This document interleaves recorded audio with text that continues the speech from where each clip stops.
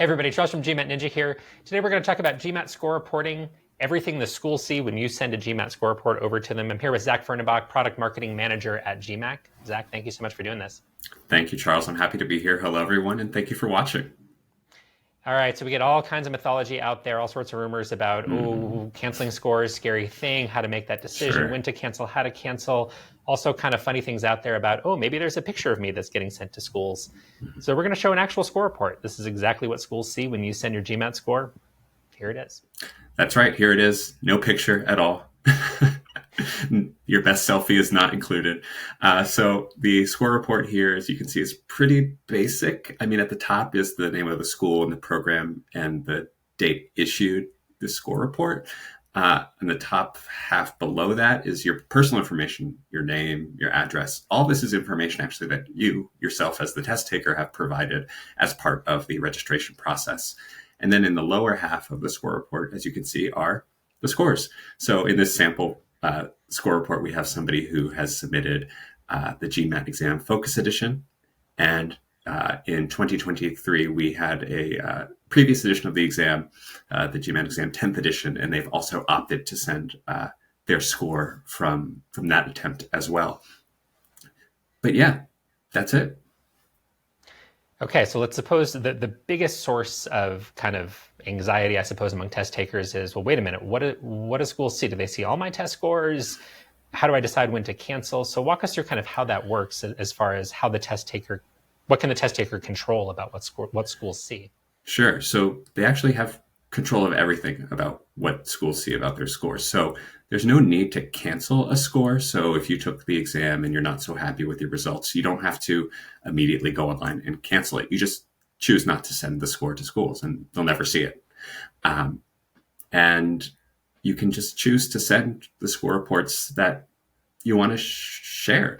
So in this example, somebody said, you know what, I'm happy and proud and want to share all 3 attempts.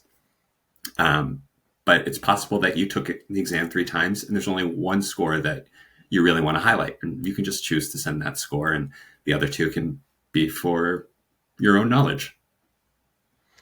So Zach, so it sounds like what you're saying, just to be totally clear, is as the test taker, you have full control after your exam as far as what schools see. Schools only see your score when you proactively send it over to them. Is that correct? Correct. They can't log in and see all of your previous attempts. They won't be able to see if you've taken it 8 times unless you've sent the score to them, unless you send all 8 scores, to the school. They can only see what you share. And of course, when you send a score report, it's going to show your total score and your section scores. But that's it. So if you've taken it 8 times, but you choose to send only one score, schools don't even know that you took it 8 times. As far as they know, it was just that one test and that's it.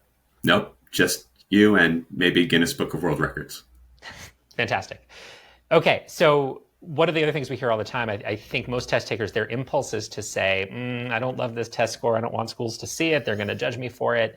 Can you talk a little bit about the benefits of sending that score anyway, even if you're in a little bit of doubt? Let's say it's your first attempt. You're like, I might be able to do better. I'm not so sure about this. Why don't you send it anyway?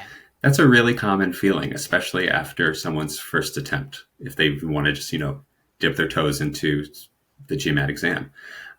What I would say to that is with your registration, you get 5 free score reports, and I would take advantage of all of them and send your score to 5 different programs, because once you do, in your account on MBA.com, you actually can see how your percentile ranking compares to the percentile ranking that has been sent to those programs on average over the past 5 years.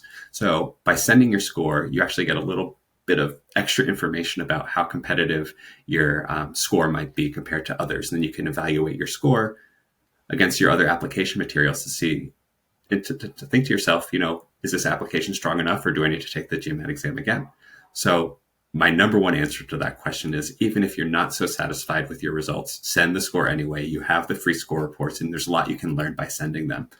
And secondly, even if you send your score and it's not the score you want and you plan on testing again, still send it, still test again, send all of the scores. Schools would love to see that you are improving on your test. It shows a commitment to your education. It shows that you know how to learn and study.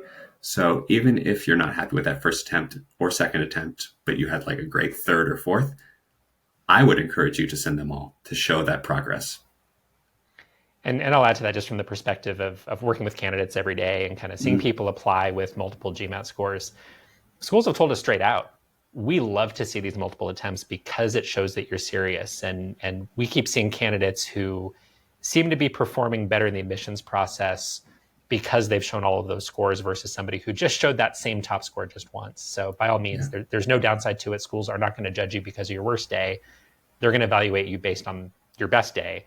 And Zach, I imagine that's what you guys hear from schools as well.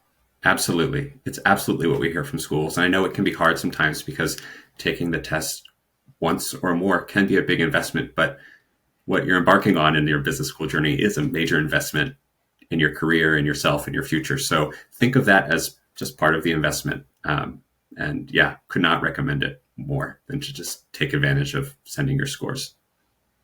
All right, we're going to rapid fire through a final few questions, things that are pretty quick to answer. So first, we have questions about testing accommodations. So if, for example, you've received extra testing time for something like ADHD and learning difference or some other condition, do schools find out? Does that appear in the score report if you had accommodations? No, not at all. If you have applied for accommodations and received accommodations for your GMAT exam, it will not show up on your score report at all. And what about if you had a test canceled? Let's suppose that you maybe took the test online, something funny happened, maybe you took it in a test center and the computers winked out and your test was canceled. Is that something schools are going to find out about? And is that something that will affect your odds of admission? Sure. In cases where a score is terminated by GMAC, like a technical issue like that, it will be terminated before you even get a chance to send it to school. So probably 90 to 95% of the time when a score is terminated, schools will never see it because you can never send it.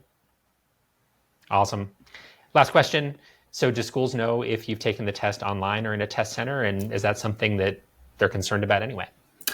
Schools can see whether you take the test at a test center and online, as well as your total score and your 3-section scores and percentiles associated with each.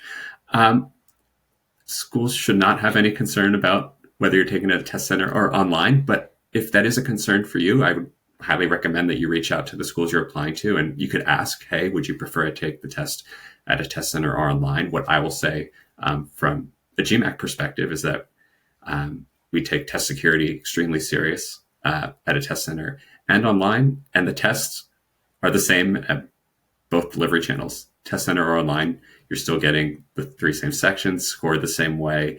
You get the 1 optional break. So how you test is up to you. I would say take the test in the format where you can perform your best. Perfect. I love it. Zach, thank you so much for doing this. Of course. Thank you, Charles, so much. And good luck, everyone, on your business school journey.